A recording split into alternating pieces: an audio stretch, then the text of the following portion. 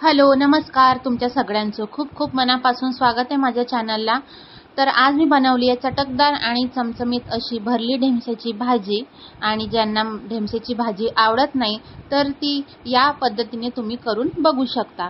जास्त मसाले पण नाही वापरले मी यामध्ये आणि जास्त उग्र पण नाही झाली आहे भाजी। तर रेसिपीला सुरुवात करूया। मी जवळपास 250 ग्रॅम ढेमशे घेतलेले आहेत आणि हे ढेमशे मी एकदम कवळे आणि छोट्या आकारामधले घेतले। तर सुरीच्या सहाय्याने मी यातले सगळे बिया काढून घेतले आहेत। सुरीच्या सहाय्याने किंवा चमच्याच्या सहाय्याने काढले तरी चालेल। तर पूर्ण ढेमशांमधील बिया हे काढून घ्यायच्या। कधी कधी एकाच पद्धतीने भाजी नाही केल्या जात, वेगळ्या पद्धतीने भाजी करून बघितली की त्याची टेस्ट पण वेगळी लागते।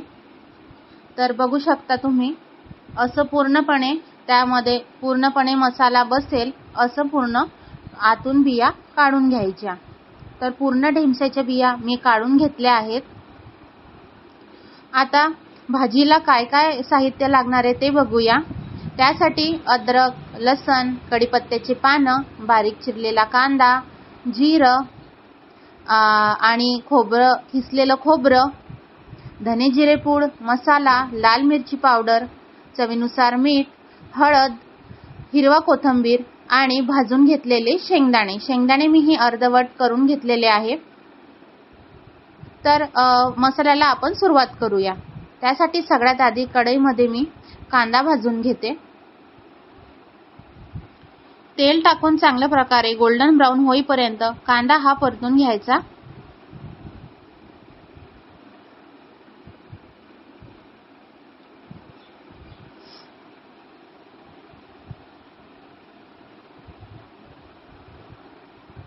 कांदा परतल्यानंतर आपण बाकीचा मसाला पण परतून घेऊया।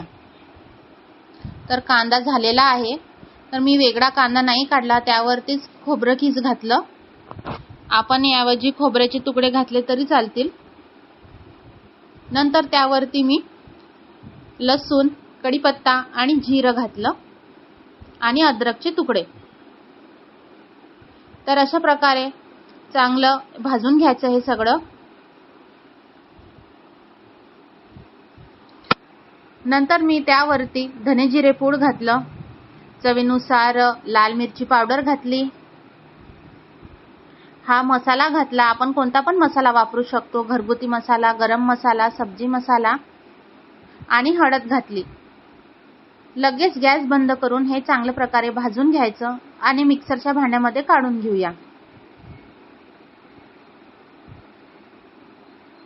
त्यावरती भाजलेले अर्धे कट केलेले शेंगदाणे घालूया आणि हिरवागार कोथिंबीर घालू। चवीनुसार मीठ घालायचं आणि हे आपण मिक्सरच्या भांड्यामध्ये बारीक करून घेऊ। तर मी जास्त बारीक नाही केलाय, थोडासा जाडसर असा मसाला राहील असंच बारीक केलाय।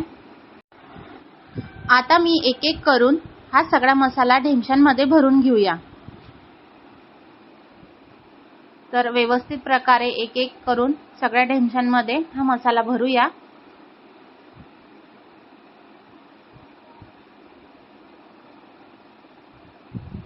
आता यामध्ये आपल्याला वरतून काहीच घालायची गरज नाही।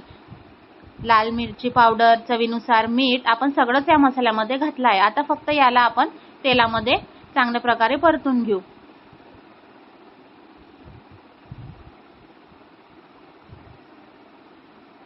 तर अशा प्रकारे सगळ्या ढेमशांमध्ये मसाला भरून झालेला आहे।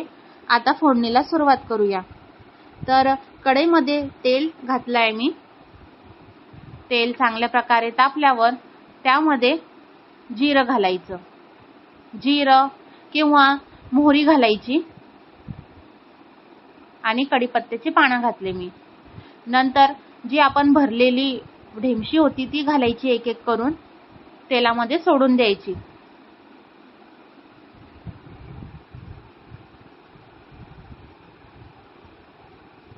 माझ्या रेसिपी आवडत असेल तर प्लीज माझ्या चॅनलला सबस्क्राईब करा, लाईक करा आणि शेअर करा।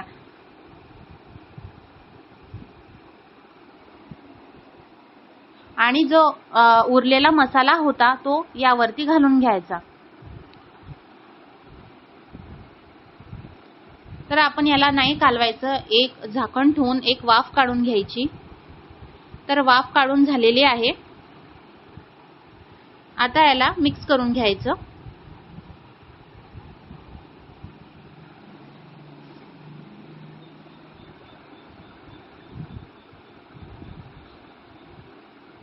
मंद आचेवरती हे सगळे ढेमसे शिजवून घ्यायचे।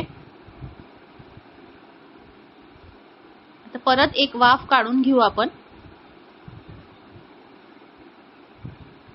तर दुसरी वाफ पण काढून झालेली आहे। आता ढेमसे हे सगळे शिजत आलेले आहेत। नंतर ताटावरती आपण मिक्सरच्या भांड्यामध्ये जो मसाला तयार केला होता तोच आपण मिक्सरचं भांडं विसळून यावरती पाणी घालून शिजवून घेऊया।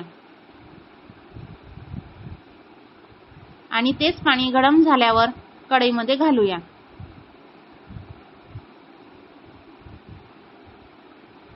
तर चांगल्या प्रकारे उकळी येईपर्यंत भाजी शिजवून घ्यायची। जास्त पातळ ग्रेव्ही नाही केली आहे, मी घट्टच ठेवली आहे। तर तुम्ही बघू शकता सगळे ढेमसे शिजलेले आहेत। भाजी पण मस्त झाली आहे, चवदार झाली आहे। वरतून मस्त हिरवागार कोथिंबीर घालायचा चिरलेला।